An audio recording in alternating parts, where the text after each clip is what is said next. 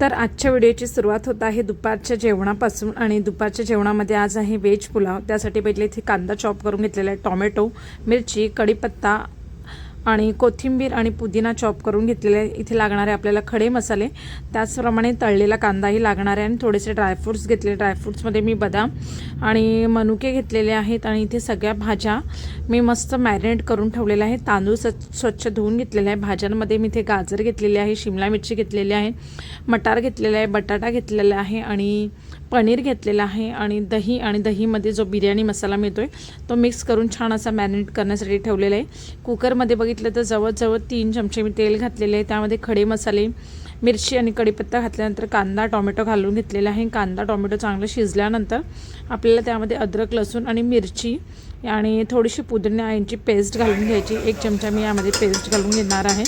कांदा चांगला शिजल्यानंतर आपण त्यामध्ये हळद आणि लाल मसाला घालून घेणार आहे।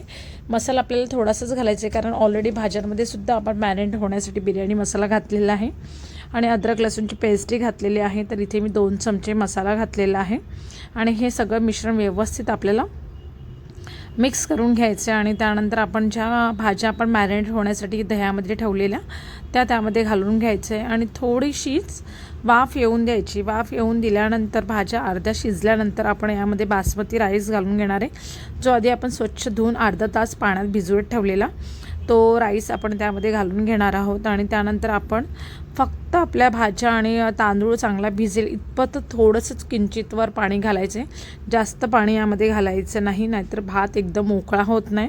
आणि आता बघा यामध्ये मी तूप घालून घेत आहे। तर जवळजवळ 2 चमचे यामध्ये मी तूप घालत आहे आणि तूप घातल्यानंतर वरनं पुदिना आणि कोथिंबीर घालून घेणार आहे आणि फक्त आपल्याला 1 शिट्टी काढून घ्यायची आणि 1 शिट्टी झाल्यावर कुकरचं झाकण उघडायचं आहे, लगेच उघडायचं आहे, जास्त वेळ ठेवायचं आहे आणि आपला छान असा मोकळा असा व्हेज पुलाव रेडी आहे। आणि या व्हेज पुलावबरोबर मी बनवली आहे छान अशी कोबीची कोशिंबीर, फोडणीची कैरीची चटणी आणि तळलेल्या मिरच्या आणि असा हा मेनू आजचा आहे।